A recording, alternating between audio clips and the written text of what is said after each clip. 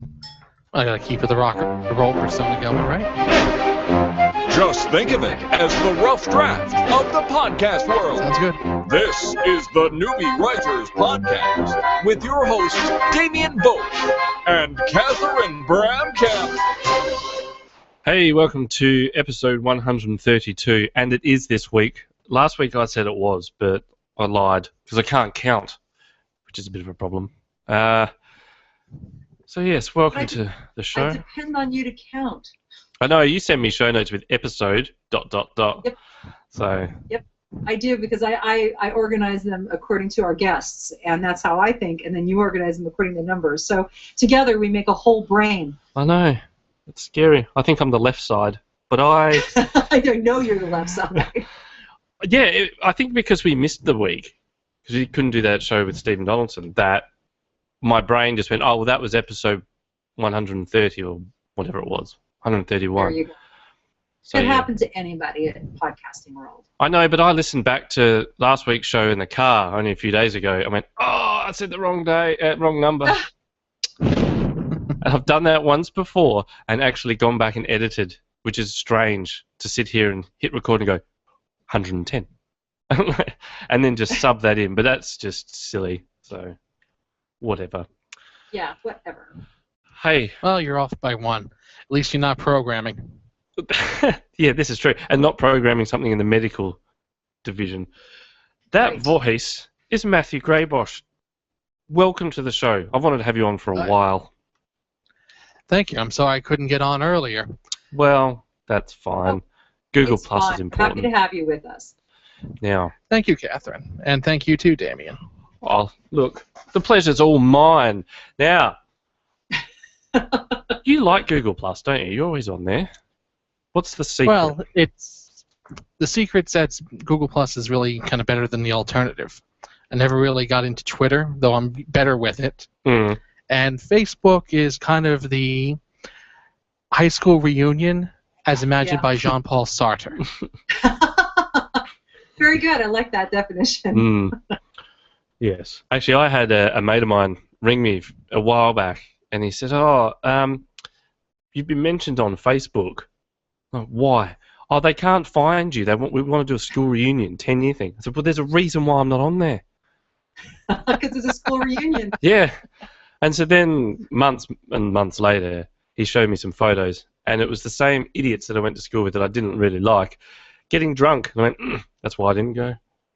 There you go. Yeah, I don't blame you.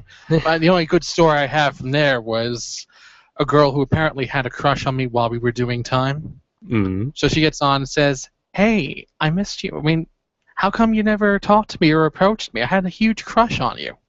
And what did you say? Because I'm married? I said, I'm sorry, but the possession of a Y chromosome does not endow me with the ability to read minds. I hate that. Did you have to point that out? Yes, I did. Mm. Women. How's that working for you, Catherine? No. I live with lots of men, including a male dog, and nobody can read my mind, which is really valuable. So I'm happy about that. I don't know. What are we going to do, Matthew? I don't know, because every once in a while I make the mistake of expecting my wife to read my mind, which isn't fair to her. Right. Really? Well, no, see, I don't have that. There's no filter for me. So just everyone knows what I'm thinking all the time. So I don't know if that's a problem. Don't know. Oh, let's just say that I have a filter. See, it's the reason I still have a day job. See, my wife would not believe that because I will tell her things that I would keep to myself at work. Really? See, yes. I have a day job, but I run my own show because there's no filter. It's a different thing when you're your own boss, so you can't really have a go at yourself. But, no. You know. No, well, Catherine says I should say, I have a filter, I just don't use it. Yeah, well, there you go. Nothing wrong with that. At least you've got the capability, just haven't upgraded to it. Well, I have the ability, not necessarily inclination. So, tell me about Without Bloodshed. I have read some, and I've got some questions about it. But how did that come about? Were you lying in the bath one day and you went, I've got an interesting idea? No, it wasn't quite that simple. Starts way back. Does the you guys into gaming at all? Video games? I am. Damien is. Okay. Does Final Fantasy VII ring a bell? It does, but I've never got into Final Fantasy. Well, I got into Final Fantasy until Square Enix started running the franchise into the ground. That's another discussion, not necessarily germane to this one. Because they're up to like 13 or 14 now, aren't they? They're working on 15. Yeah. That's just ridiculous. Well, how many Friday the 13th movies did they do? Yeah, well, Many. too many. But yeah, no, I'm more of a World of Warcraft player, so I never really got into the whole Final Fantasy side of things. Yeah, well, they didn't have MMOs when I was a kid, and I didn't have friends with which to play them, so I'm all about the single-player experience. So how did that then influence you to get into writing, like, especially with the science fiction and, well, there's a bit of romance in there. We'll overlook that. It's very simple. I thought I could do better, and I set out to prove it. Oh, yeah. See, that's a good thing. I think that's where a lot of writers start, don't they? Yes, yes, it is. It's sort of the same for me. You read a couple of books from people that you really enjoy, and then they write a book that is just woeful, and you think, seriously, I could write something better, and then there comes that little bit of your brain going, well, why don't you, smarty pants?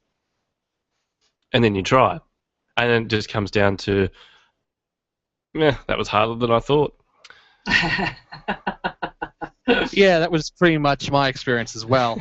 Between Final Fantasy and Lord of the Rings, I think, I'm sure even a schmuck like me can do better. Yeah. But starting when I did, and starting the way I did, I had quite a bit of catching up to do. So did you just start? Did you sit down and go, right, well, how did you come up with, was Without Bloodshed the first thing? And you thought, well, hang on, if I can write something better, I reckon I've got this idea, and Starbreaker was born? Or did you write something else prior to that just sort of got it out your system? I think I wrote Starbreaker about 20 or 30 times. Mm-hmm. Yeah, the first was actually had nothing to do with Morgan Stormrider and Naomi Bradley or the rest of the cast. It was just a story that I turned in for a high school creative writing class, which I flunked, by the way. Really? Well, we should send them this podcast then, shouldn't we? It's pretty easy. When you write a story about a long-haired metalhead who gets a black diamond sword from the lead bodhisattva and uses it to kill God and the devil because they had the temerity, the sheer unholy effrontery, to start Armageddon on the day he was supposed to take his girlfriend to see Iron Maiden and Judas Priest on a double bill. Huh. Wow. Yeah. Couldn't it wait a day? So it's basically heavy metal fantasy submitted for the approval of a teacher who thinks that anything that isn't literary fiction is neither worth reading nor worth writing. Oh, that's so damaging. I'm so sorry you had that experience. Did you go to like a Catholic school? No, I did time at a public school. See, I went to a Catholic school and was submitting stories like that. But I did have one teacher who went, I don't agree with anything in this, but it's written okay. So yeah, I did all right. Right. Right. Yeah. I probably didn't even have that going for me. Like I said, I had a lot of catching up to do. But did that put you off, or did it make you more determined? Well, obviously it made you more determined. You've written other stuff. Yeah. But Let me put it this way. How do we have to keep this safe for work? oh, to a point, but you can say shit. That's fine. Actually, I was going to go for one of the other 7 dirty words. Hey, look, if you do, tone it down I'll rooster it and out. I'll say that my reaction was, you know what? This person, they can kiss my fat New Yorker ass. There you go. See, that's good. Good. Some people She doesn't like what I write. Too bad. I'm going to write it anyway. Yeah, I think that's a good way to be. And I mean, I had a similar thing where I had a careers counsellor say to me, if you pursue this path of electronics, it's going to amount to nothing. you should go to uni, do some design. And I went, whatever. So I'd love to speak to that person now. Going, oh, would you like a job? Not hiring you. I had a guidance counselor told me I should become an electrician. Really? Why? They make a lot of money. Well, they make decent money. They have a union to back them up. Meh, unions. Don't get me started on unions. They're useless. Take your money. You also can get a decent lunchroom and a toilet on a building site. Whatever. Yeah. All right. So then you wrote. Have you still got the heavy metal version of this? No. I killed it with fire. Oh man. Because I'd probably read it. I was going to say, is that something that you'd want to revisit and say, well, I had that concept. Now that I'm set up as a published author, I could probably write it better, but on a different tangent, away from Starbreaker and that sort of thing.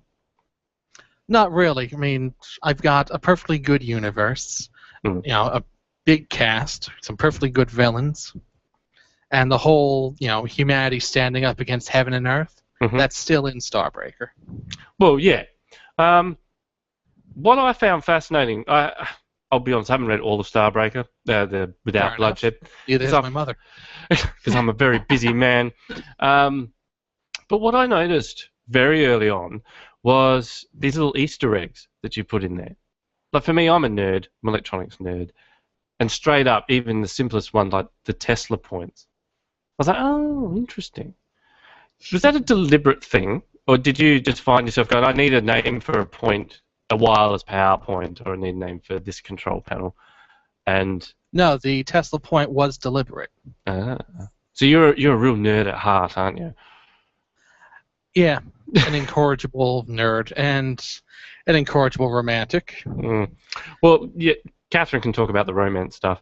But when it comes to things like that, were you a bit conscious that maybe other nerds might just sort of get their back up and say, well, as you know, Tesla didn't deal with such and such? Or did you think, whatever, I'll just ignore them and think that's a cool name for that. It's a bit of a shout out to, past nerds.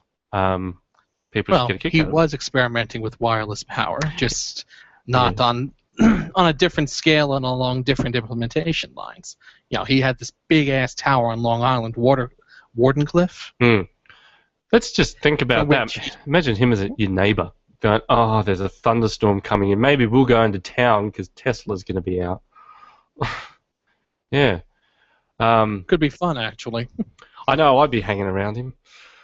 But, yeah, I just think, did you come up with a list of sort of names and things that you'd like to include and try and find them, or was it just a natural progression? For the most part, it was a natural progression. I have this mind, rather random mind, where I will drop in illusions like it's with almost no effort. Yeah. Well, right. How does that come about? You just lie around and go, ooh, got an idea? No, I'm just if I'm talking or if I'm writing on the net or if I'm comfortable, it'll just come right out. There's your filter, disappearing. Yeah, pretty much. But with those things, if they just come out, do you think, oh, I should stop and write that down? Or do you think of the day later going, oh yeah, that was a good idea? I don't worry about writing it down or preserving it because I know something better will come along eventually. Yes and no. What if you missed out on that one thing that was absolutely amazing? I'm trying to get into the mindset of some people. Like you have some writers who will get up in the middle of the night and go, oh, I've got an idea, and write it down. I used to be like that, but now I value my sleep, thanks to a child. I've had a couple of nights like that where a bit of dialogue just won't let go, so I'll write it down, work on it a bit, but that doesn't happen very often. Do you sort of... For the most... No, carry on. I was going to say, most of the time, once I get something going, once I have a scene or even just a character that I've worked out, I can work out the rest in a logical progression. That was going to be my next question then. Do you tend to write just in bulk? Like you sit down and go, okay, got this idea, hit the go button, and then your wife will walk past and say, seriously, you're still sitting there? It's now 1 a.m. Or do you try and structure it a little bit? Like for the newbie out there, the newbie writer out there, we find that it can be either or. Some people are very structured and say, I write for an hour a day. Or newbies will say, should I write for an hour a day, or should I just write when the inspiration is there? And how does it work for you? I get very upset. I get downright pissy if I'm not able to write on my lunch break at work. Yeah. So now between nuking my food and pulling up the story, that usually gives me about 45 minutes to belt out as much as I can. So on a good day on my lunch break, I'll manage, say, 500 words. Okay. How do your co-workers react to that when it's, Matthew's annoyed? I spoke to him. I sat down with him to have lunch, but he's annoyed with me now. I wonder why. Well, they pretty much... I work around a lot of Indian people, and they tend not to talk to me anyway unless they have technical questions. Oh, okay. It's probably easier, isn't it? Much easier. Yeah. It also helps that I have a nice pair of headphones that I wear when I'm writing. I'm looking at my laptop. That helps. You might as well sit in your car, Matthew. Well, I know an author who writes romances and is doing very, very well, and she does sit in her car on her lunch break, and that's how she writes her book. She writes in longhand, and she, every hour for lunch, hides in her car, and that's what she does. So you're not too far off. That's exactly what a lot of us do. Does that mean her manuscripts have like mayonnaise and sauce on the side? No. She has like super hot, majorly smoking guys on her book covers. I've got one. Yeah, that wasn't my question though. Clearly, you're thinking about the smoking hot guy, but if you're going to hand... Well, yeah, that's what romance is all about. Where have you been? Oh, I know. You guys have been playing with swords. Yes. Oi. Hey. Not just swords, guns, and pussycats. What's with the cats? Yeah. Don't even... This is a family show. Don't go there.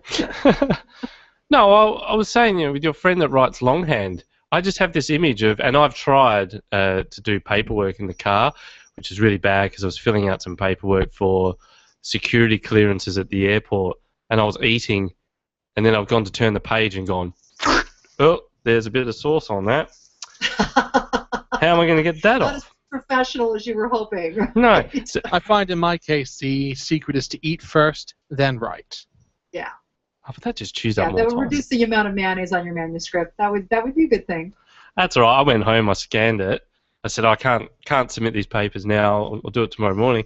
And I scanned it, and then in a photo editor or whatever, cut out the sauce and made it white again.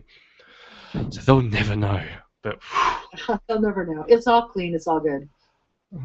Anyway, so romance. Catherine, have you got any romance questions for Matthew? Because I refuse to talk about smushy stuff. No, I don't. Hey, if I'm man enough to write about it, you're man enough to talk about it. There you go. Do you think that what I have noticed in any book, there is often elements of romance, either relationships on a certain level or flat out hot and heavy panting. Do you think that that's good or bad? Do you think that that distracts from the adventure? What is your opinion about adding romance into like a fantasy or an adventure story? Well, not only did I add a romance for my protagonists, Morgan and Naomi, but even my antagonist, even Imaginos, has a romance going with the sorceress Dagirian. Something that's not really so done. It matters. Yeah, it matters. It's love is a human motivation, just like hatred, just like idealism, just like duty, just like revenge. Why should I Why should I limit myself by saying, "Oh, I'm not going to write about love or sex"? Right. No, that's great. I'm going to leave that to women. No, that's not how I do things. Yeah, and it's also not what that doesn't, and that also does not mean that writing is a a female writer, that precludes your ability to write about adventure and people smashing each other with swords, right? No, of course not. I mean, Yeah. I've read several female writers who do excellent adventure and violence scenes. Mm-hmm. You know, Jacqueline Carey has some excellent battles and chase scenes in her Crucial books. You know, C.L. Moore got famous in part for Jira of Jory, who is kind of a female counterpart to Conan and a predecessor to Red Sonja. Uh-huh. You know, Robin McKinley wrote The Blue Sword, one of my wife's favorite novels. Actually, it is her favorite novel. Uh-huh. And the heroine turns out to be descendant of a foreign tribe and the only one able to handle the titular sword. Well, there you go. Could you imagine, though, if, in Lord of the Rings, you got Sauron and his wife, or Lord Fowl and his mistress? That would actually require decent characterization of these villains, rather than them being end bosses from a Japanese role-playing game. Yeah, but I just think about it, though.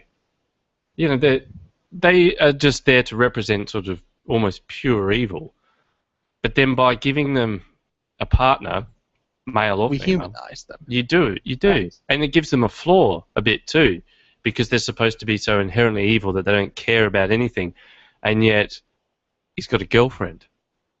Well, that's the thing I despise about traditional fantasy villains. You know, Sauron, Lord Fowl, the Dark One, even Dark and Rawl. All they care about is either ruling the world or destroying it. And we have no reason why they want to rule or destroy. They just do. They're not characters. They're forces of nature. This is the thing, and I've brought this up on the show before, and we've sort of talked about it a little bit.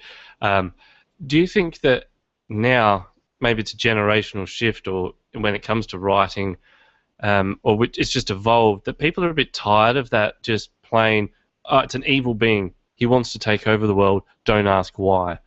Because with mine, I'm still just writing, feeling my way through it, and a friend of mine said, okay, so you're a bad guy, commas, what's his purpose? Why is he the bad guy? I'm like, I'm not sure yet. I've got to nut that out, because I don't want it, personally, I don't want him just to be a Mr. Evil, so to speak. Right. I wouldn't say it's a generational shift, not when Michael Moorcock back in the 60s conceived Elric as both a reaction to Tolkien and a reaction to traditional sword and sorcery heroes like Conan the Barbarian. True. Just think that, like, I like all of those books, that sort of genre, and I can accept on face value that he's just the bad guy, and that's cool. But after a while, I start thinking, yeah, but it's a bit hard to believe when you've got a group come together and go, we've got to save the world. It's like, yeah, but why is that guy doing that in the first place? Is he just pissed off? Why is he destroying the world in the first Yeah. place? Seems a bit counterproductive, to be honest. If you want to rule the world, why destroy it? Hey, don't look at me. I started with my villain, and the first thing I decided was that Imaginos already rules the world, and he's trying to save it. Ah, Interesting. that's better. Yeah, well, that's a bit more complex than that. Well, you can make it a bit more complex then, rather than just flat out. Well, I'm going to flatter myself and say that I made it very complex. Yes. But that's, And I again- think that we see that, and we see that trend in film too, where it used to be, it was good enough in the 60s and early 70s to have a bad guy who's simply a bad guy. You know, if you can even track it through like a James Bond franchise. So you just had a bad guy. That's all we needed to know. And then by the time you get to Skyfall, we've got a whole flippin' psychological backstory for the reason the bad guy is bad. So I think that it's a trend as well, that people aren't just going to accept, oh, well, he's just the bad guy. No. Why is he the bad guy? We're all amateur psychologists. Why is he doing this bad thing? I think it's necessary. The world has become more complex, and our storytelling has become more complex as a consequence. Well, when it comes to names, because we touched on this, was it last week? No, a couple of weeks back. With the fantasy side of things, coming up with character names, you can make it a little bit easier. I don't know, you've got like a mining town, you can call it Grime Sprocket or something for gnomes. Sprocket. Claim jump. Yeah. No, I'm not using that. It just came up with that at the top of my head. How did you come about with your names, like Morgan Stormrider? What was the sort of thinking behind the names? Well, back in the day, when I was a kid, I was sick once as a kid, and my father brought home this issue of a magazine published by Marvel called Epic Illustrated. And one of the stories in it was called A Matter of Vengeance. Right. So it was told from a point of view of a woman seeking revenge against a guy named Morgan Stormmane, who was an anthropomorphic lion man who was handy with a sword. Yep. Okay. So I didn't want to use Stormmane for various reasons. One,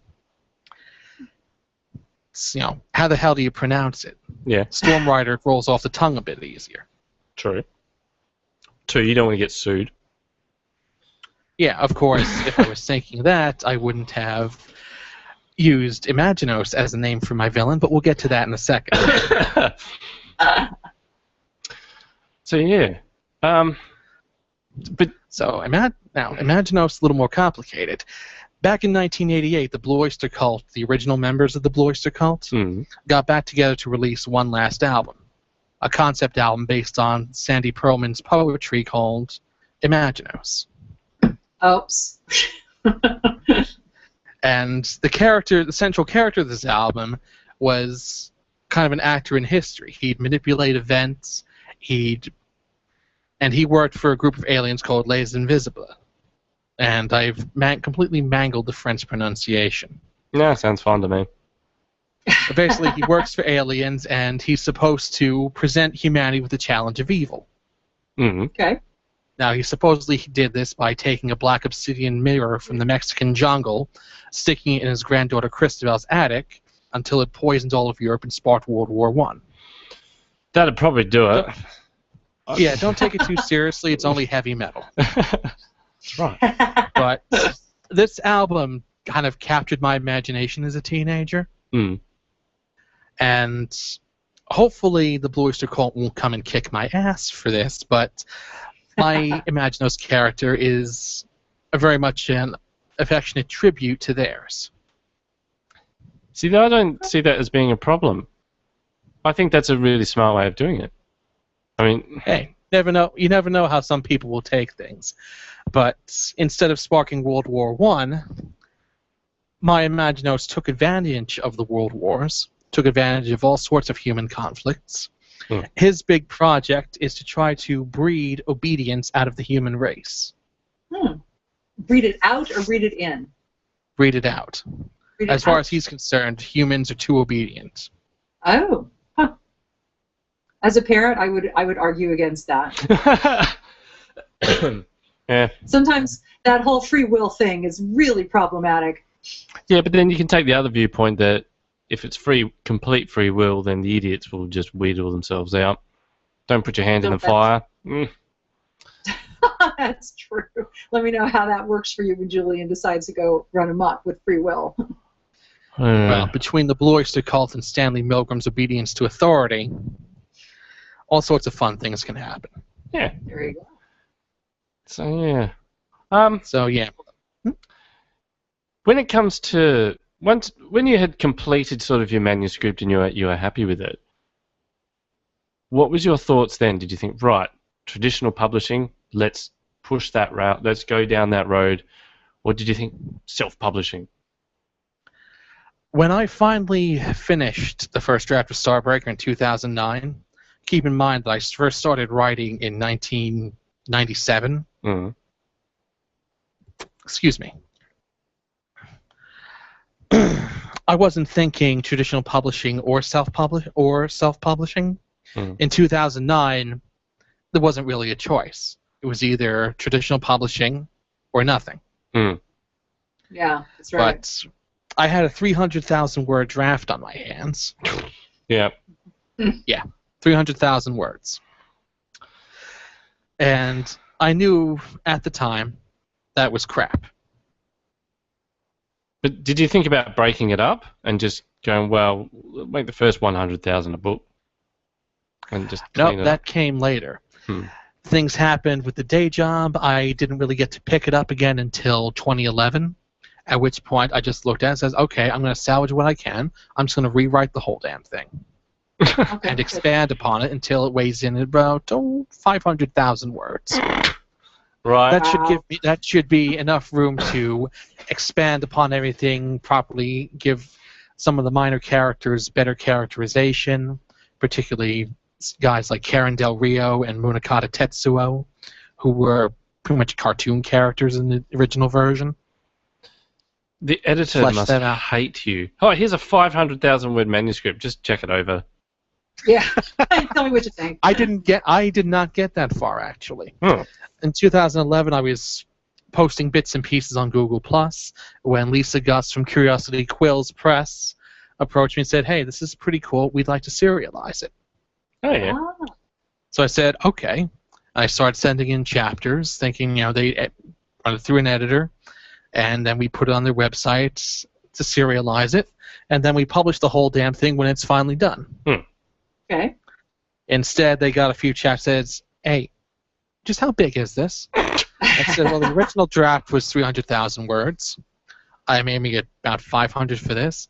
And they said, can we break this up into three or four books, make a series out of it? Very cool. So I said, okay. And 15 minutes later, sent him an email, said, here are your titles. Wow. Part 1, Without Bloodshed. Part 2, The Blackened Phoenix. Part 3, Proscribed Construct. And the end of Starbreaker, A Tyranny of Demons.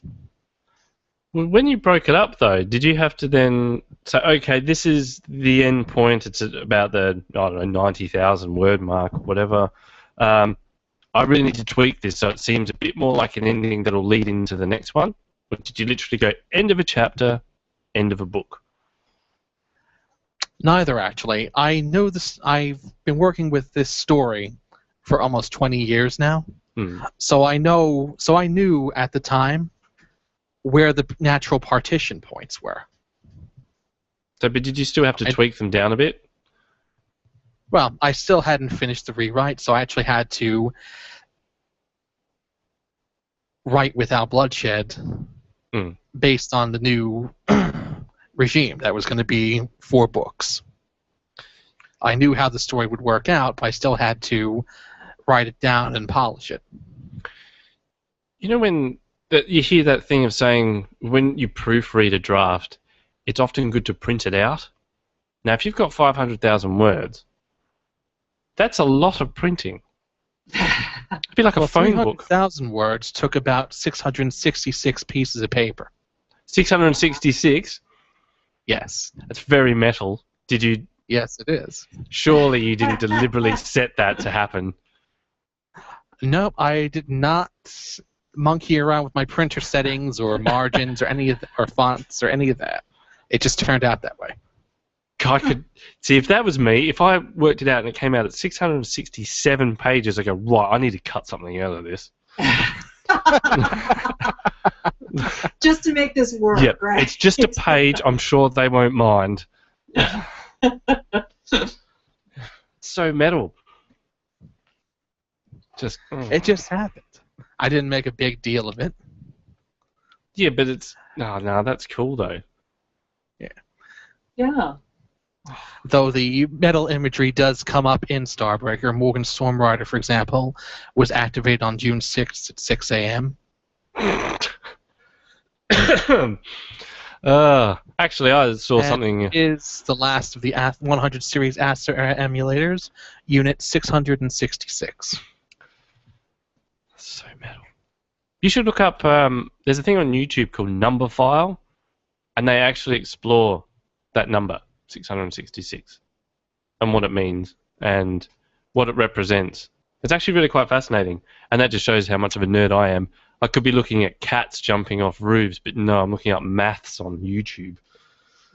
I'll have to check it out, but I did choose the symbolism fairly consciously. Mm. You know, not just because it was metal, but because we have a guy who's pretty much going to stand up to an entity that claims to be God. He isn't God. He's lying. So then, yeah, he becomes the opposite. The opposites. Oh, he becomes God's accuser, his adversary. There you go. So what's in store now? I mean, without Bloodshed's out, when are the next ones due to come out? Is there a set schedule for that? Unfortunately, there isn't a schedule. I'd love to be able to say that, hey, the Blackened Phoenix will be out by such and such a date, but I have a day job, and I picked the wrong trade. Hey, give it time. You might end up, leaving the day job as a day job and not going back to it, and then you can write. Hey, I'd love that, but that depends on our audience. Well, this is true. Hey, if Stephen Donaldson and Terry Brooks and all of these can make it big, surely you can. Well, I've made the first step. I got my first book out, and I just have to write the second. You've got 500,000 words. What do you mean you got to write the second one? No, I didn't say I had 500,000 words. I said I was targeting 500,000 words. I'm targeting 90,000. I haven't got anywhere near that. 20. Well, Without Bloodshed originally weighed in at 135,000. Oh. And then I trimmed it down to 109. Were you conscious of the word count, though? Did you find yourself looking occasionally, or did you just sort of write and then go, okay, yeah, we're up to 130,000. Maybe I should trim that. No, I have daily word count goals, do at least 500 a day. Mm. And I knew how the story would go. I knew that, we'd have Christabel's murder, we'd have the coup in Boston, we'd have Morgan at Nakajima Armaments learning about the Devil Killer rifles. Mm. We had to tie all this in together, and it would take it would take a certain amount of time, but I managed to tie it all together in 135,000 words. Then I just had to trim the fat. Yeah. So unnecessary words, bad jokes. Hey, how do you know when it's a bad joke? I have a wife to tell me. Right. My wife. They can help with that because we can be honest. Bad characterization. Say Morgan's getting too emo or Claire's being too silly. Uh-huh. As it is, Claire can be very, very silly. How do those conversations go where you crawl into bed with your wife and you're talking about, I've written some more, can you read it? And she's like, yes, well, actually, I read the last bit. There were too many dad jokes in that spot. Like, well, I found them funny. It's like, well, they're not. Change them. No. I want my wife to like me. That's right. So I try not to make things too difficult for her. I want my wife to tolerate me. Well, to be honest, some of the jokes in there are purely sacrificial. Right. So I'll say, okay, we'll take out that one, but this one stays. Yeah, compromise. Take out the really, really bad one and keep the one that I really, really want anyway, right? Yeah. I should actually pull up. I'm sure I can find an example. Just give me a minute here. Sure. Well, that's the thing. I mean, how come we don't ever hear that in wedding vows? Actually, we've got a friend's wedding to go to next month. And I don't know, you hear them all go, I will commit to love you even in your darkest moments, all this rubbish. Why can't it be just, I'm going to tolerate you and I will aim to compromise when I know you're wrong? That was about what my son and his wife said to each other. It's like, yeah, are you in? Yeah, I'm pretty much in. Okay then, and that was the end of that. Yeah, I got really dramatic and told my wife that when the stars had burnt out, I'd still be there beside her, holding her hand in the dark. Oh, you're lovely. That is romantic. How come you didn't have a flashlight or something? It burnt out with the rest of the universe. So I don't remember the sacrificial joke, but one that survived was this bit. So okay. Actually, I should curry and coffee for breakfast? I almost forgot. Claire retrieved a small container of mint chocolate chip gelato from the freezer. Thanks, Hal. Not what I meant. Call it lunch. It's late enough in the day for it. I'll work it off later in the simulator. I've had a Jones for some ultra-violence ever since Mindcrime Interactive released the new expansion patch yesterday. Maybe Josephine will join me if she's not busy working. She shook her head, annoyed by her old university friend's tendency to let obsession with work rule her life. Have you ever considered a form of exercise that doesn't involve electronics? I tried aerobics once. It was the most horrible 20 minutes of my life. Did you just say at the start, curry and coffee? Yeah, curry and coffee. For breakfast? Yes, this is Claire we're talking about. Yes. The only thing she can make is coffee. She lives on takeout. Yeah. I like her already. Oh, could you imagine? Like you can get like McDonald's breakfast and that sort of thing. I get that. But could you imagine at 7 o'clock in the morning you drive through and go, yeah, I'll have a Rogan Josh, thanks, and a large coffee. That's right. Well, you wouldn't do that at McDonald's. You go to Agni Burger instead. Oh, see, we don't have that here. I made that up. That's a franchise in Starbreaker setting. Well, I don't know if there is any drive-through curry places. No, I don't think so. But that's a franchise opportunity for somebody. The level of food poisoning must be so high. Talk to me about your cover. I really dig the cover. In fact, have you got that tattooed on your back yet? Not yet. I should probably drop 100 pounds first, which is probably about as likely to happen as me getting the Nobel Prize for Literature. Yeah, but that can go on your back between the shoulder blades. You don't have fat there. If you've got back fat there, then you've got other problems. Hey. I'm sure I do have other problems. I haven't gotten around to having that tattooed yet. But believe it or not, that was almost a kind of a compromise cover. Really? I don't want to badmouth my publisher. They've done quite a bit for me. But an artist, Harvey Bunda, who I've worked with, done some character art with him. He's awesome. He's awesome. I have him on Google Plus. Yeah, he is awesome. Oh, you had him on? No, I haven't had him on the show, but he's on my Google Plus. We chat occasionally. His pictures are amazing. They are. I mean, get his ass on the show. We should. Okay, we can do that. Another artist who's working with a writer friend of mine, Chris Howard. He does good covers as well. Oh, I have to follow him. And he works with another up-and-coming indie fantasy writer named R.J. Blaine. It's her birthday today, and she just released, I think it's her third novel, an urban fantasy called Inquisitor. Oh, yeah. Actually, I think I follow her on Twitter, Google Plus, one of them. The name's familiar. Probably Google Plus, that's where I follow her, but I figured, it's her birthday. Plug her. Exactly. That's nice of you. Thank you. You're welcome. So, yeah, the cover. Yeah, so the cover, I wonder if I can send it to you through Skype or something, or... Probably. You should be able to. Actually, screw that. I'll just post it on Google+.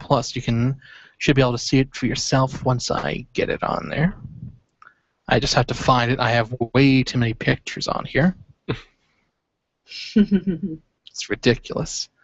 Let's see. So where did the tattoo concept come from? The tattoo concept is actually a tattoo the adversaries get. It's supposed to represent the adversaries' three ideals: liberty, justice, and equality for all. So you've got the rattlesnake coiled around a sword. Yes. And the roses for romance. The balance in the balance, which is now in the background, because that's how artist Ricky Gunawan ended up doing it. But I think it works. Thank you. And the roses aren't so much the adversary thing, but instead it's more the relationship between Morgan and Stormrider and Naomi Bradley. One of the things he would do for her is before every show they played together, he'd make sure there was a single black-tipped scarlet rose with a green ribbon sitting on her keyboard. So romantic. Yeah. He put it in the contract rider along with the blue M&Ms. The blue M&Ms. Yes. I love that sort of thing when it comes to rock and roll. The whole M&Ms thing, and you just the Van Halen flaws. Yeah, you just picture someone picking out all the brown ones to a bowl. And didn't they have that? Was it in Spinal Tap? It was in somewhere where they were all sitting around. I don't know if it was Spinal Tap. Wayne's World. It was in Wayne's World, 1 or 2, where they're sitting around. They're trying to organise the concert, and they've got 3 bowls and all these M&Ms, and they're colour sorting them. So yeah, it's been years since I've seen that movie. Love that movie. I should watch it again. I'll have to take your word for it. It's in there, trust me. But I just found the artwork. So getting back to that, Curiosity Quills didn't want to use this artwork for the cover. Mm. Lisa was concerned that it wouldn't look good as a thumbnail. Okay, that makes sense. So that's a consideration, definitely. So and Catherine was suggesting that the whole Boston bombing thing might have played a role as well, which is a fair consideration. Yeah. Given that the climax of the story does take place in Boston City Hall. Yeah, probably poor timing on that one. Maybe, but I insist on doing it anyway. Mainly because if you've ever seen pictures of Boston City Hall, it's a fortress. So, yeah, well, I haven't seen it. Well, it's in the background of the artwork. Okay. If you jump on Google Plus quickly and take a look. All right. So just quickly, because we've got a few little things to do when it comes to segments. Oh, yeah. I like that. I like that cover too. Maybe you could do a sort of limited release version. Be tempted. You should. Certainly be good. I gotta find a way to get this on posters, sell it at rock concerts and such. Yeah. Yeah, I'd definitely do something with that. Where can we find this book? 15-second elevator. Are we almost done already? Almost. I know. The time flies when you're having fun. We've got some like prompt and word of the week and that sort of thing we've got to get to. So stick around for that. So you can find Without Bloodshed worldwide on Amazon. We've even got it in Japan, but not translated. Well, they'll give them something to do then, won't it? Yes. You should also be able to find it on Barnes & Noble online. We're working on getting it into the physical stores, but it's complicated. And you can get it for Kobo as well. Sweet. That's cool. Without Thank you. Bloodshed. You're welcome. So check it out. Now, I got an email from Courtney. Thank you for dreaming about me. That was flattering and a little bit weird at the same time. That's I'm not sure that's any of my business, but continue. Hey, look, I can't help it if I get into the headspace of our listeners and they end up dreaming about me. That's fine. It must be my charming voice. It is. It's your sexy, charming voice. It totally is the reason. Yeah, let's put people off right now.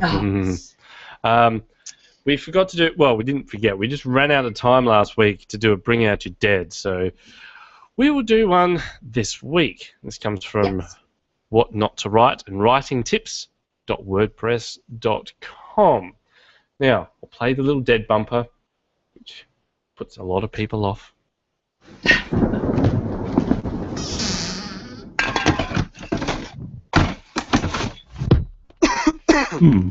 What be this dusty old tome? All right. Looking at this, it says I'll just pick a post because I'm just at her blog, so I'm not sure if she had one in mind. You can send me an email, Courtney, that's fine, but I'll just read out a little bit. A Monday Murder, Draft 1. Says, right, teacher smile. One thing I've heard from day one that has driven me crazy. Got to my room and put the glue, scissors, and construction paper that they would use to cut out their pictures and glue it to the construction paper that they would give to their mothers for Mother's Day. The kids all seemed to be excited about the idea. I was still thinking about this as I was setting Play-Doh out. These kids always loved Play-Doh. Kept them occupied during story and while they were learning to recognize the letters. We always did Play-Doh while there was no actual work for them involved. They were always disappointed when they had to put it away. Yes, right. A little bit disjointed for my liking, to be honest. There's some feedback for you. There you go. And it doesn't have, if there's a, I think that you can be more detailed about something like Play-Doh or Plato. I always get the, what did the Play-Doh look like? What are the children doing with it? So you have, you need to have some more tactile descriptions to really get yourself into the whole construction paper Play-Doh world. Eating Play-Doh. Yeah, eating the Play-Doh or surreptitiously sneaking it, So it's like the little ball that the boy is rolling gets smaller and smaller. She can't figure out why. Yes. Kindy. Julian came home with green hands yesterday. What have you been doing? It says science. Oh, that's what my son says. What are you doing? Science. Yeah. So what did you do with science? He said, well, we put some green dye in some water. And then we dipped sugar cubes into them. And the sugar cube turned green. Right, yeah, but that's the sugar cube. Why your hand's so green? So, had to get the sugar cube. Come on. Yeah. Just looking at me like, yeah, you got me there. So. And then there was the go wash your hands. And then I hear, it won't come off. It won't come out. That's right. For some reason, this reminds me of an old Mothers of Invention song called Let's Make the Water Turn Black. Ah. See? But then he came out and he's like, it won't come off. I went, yeah, science. So, yeah. Anyway. Prompt. Matthew, do you use prompts if you need to do a little bit of writing, sort of if you're not really in that headspace to carry on doing what you're doing story-wise? Do you use a prompt to just write something to get into the flow? No, I've never really used prompts except as games as an excuse to show off. If I'm blocked, if I'm stuck, it's because I screwed up somewhere. Okay. It's an interesting outlook. Either I screwed up the plot, or I broke character, or I'm using the wrong viewpoint for the scene I'm trying to depict. Well, some people do use prompts. Yeah, they're very popular. So we've got a prompt this week. Catherine, did you want to read it out? Sure. So here's the prompt. And this stems from a couple of conversations that we've had in the last 2 episodes. Why is disaster so much more interesting than satisfaction or happiness? In other words, why is Paradise Lost compelling and Paradise Found truly boring? And I've read both of them, so I certainly can speak to Paradise Found being pretty darn boring, except for the part where the angels have sex. That was like the only section I remember. So just try writing a story about happy people. Oh, well, and see how far you get. I'm not doing that. For those of you like me, write a story about Grumpy Cat. But that's the stretch. Can you write something about happy people, and why don't we care? And we can have a whole episode about why don't we care. Because we just don't. Because we just don't. So see if you can do word of the week, because I got you another German word. Yeah, from Schadenfreude. German words for the human condition by Ben Schott. Well, I'll have a shot at this. Right. Leertretung? Leertretung! Oh! Yeah, Leertretung, probably. Leertretung. Stepping down. Well, we did USA and Australia last week, so let's do German this week. Just don't talk about the war. Stepping down heavily on a stair that isn't there. Oh, I do that all the time. Yeah, and there's a word for it. I think that's so cool. Yeah, I'd probably say the word is retard. Because you look like an absolute idiot. And I do it because I've worked with ladders all the time. The problem is... that's a little more dangerous, yes. Well, I was up a 12 or 13-foot ladder yesterday taking down a very big projector in a drama space. And I was walking, I got halfway down, and my brain went, don't miss the last step. So, yes, because I have missed it before. Anyway. All right, let's do a quick tortured sentence. Okay. Next time... Wait, I'm supposed to come up with the tortured sentence. No, I have one. Tortured sentences. All right. So, where did this sentence come from, Catherine? Came from my classes, and I just liked it. It's not tortured so much as I just love the sentiment. And we were talking about, the class assignment was to talk about, where do you get your news, where do you get your information, and so this sentence is from one of the students who writes, to be honest, the reason I get my news from CNN is because it's the only news channel I can remember. Well, at least their marketing department will be pleased with that sentiment. I just loved that. It was like so succinct and so true. Yeah, CNN. Mind you, that is kind of true, though, isn't it? I mean, do you have other news stations? And don't say Fox, because that doesn't count. Oh yeah, we have. I get my news from a couple of crows. Right. Yeah. As the crow flies. As the crow flies. Yeah, we I have get it from all sorts of places because I don't want one outlet to be responsible for my information. I mean, yeah, all of our main channels have a news hour, but I don't know. They can't seem to make up their mind. One does an hour, one does half hour. They all claim they're the most popular in Adelaide. I don't know how that works. It depends on what you count. Yeah. All right. Well, Matthew, thanks for being on. Is there anyone you want to give a shout out to? Oh, I've got a whole list. Bring it on. The question is, how much time do you have for? I've already mentioned R.J. Blaine, whose birthday is today, and she just released her newest book, Inquisitor. So Matthew Cox also has a new book out called Virtual Immortality. There's also Michael Sheen, who's working on the Last Wonderland book, and his previous effort, Red Eye, was incredible. Cool. Definitely a great story if you like strong female characters. Oh, very good. And S.A. Hunt has been doing what Stephen King should have done with The Dark Tower, with his Whirlwind in the Thorn Tree and Law of the Wolf. Cool. What about the wife? Come on. Got to give a shout out to the wife. Oh, she's right here. But yeah. Yeah. We've been married 10 years. She actually came from Australia. Ah, so she escaped. And we met. Fantastic. Well, no. Well, yeah, we met because of Starbreaker. That and because she saw me marked free to a good home on a mail-order husband site. Can you screwdriver? Woman and snapped you up. Good job. No, in all seriousness, we met on a Yahoo forum. Yeah. I emailed her. We started sharing stories, and we're 14 years ago last weekend. I love the way she's correcting you on here. That's nice. It'd be like mine. See, I met mine I don't know if you remember way back, GeoCities. I do remember GeoCities, and not fondly.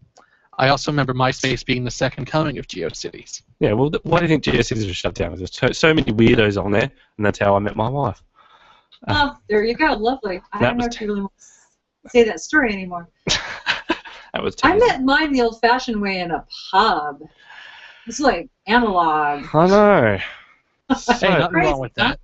The problem is, when I drink, I turn into Sam Kinison. No, we hadn't been drinking yet, so it's okay. So there was never any chance that I'd meet my wife in a pub because I was in a death metal band, so there was no chance she'd be in that same vicinity. She hates that sort of thing. We were at the same university, so that helped. All right. Well, I can't think of anyone to give a shout out to. Nope. I'm pretty mellow too. Our guest next week is Kevin Smokler, who's going to talk about what books writers should be reading. Well, there you go. All right. You mean not all of them? Not all of them. Just a few 100, 150, 200. Just some. All right. Well, that'll do it for this week. So until next week, we'll see you then. See you later. Thanks for having me. Your book starts here on the Newbie Writers Podcast.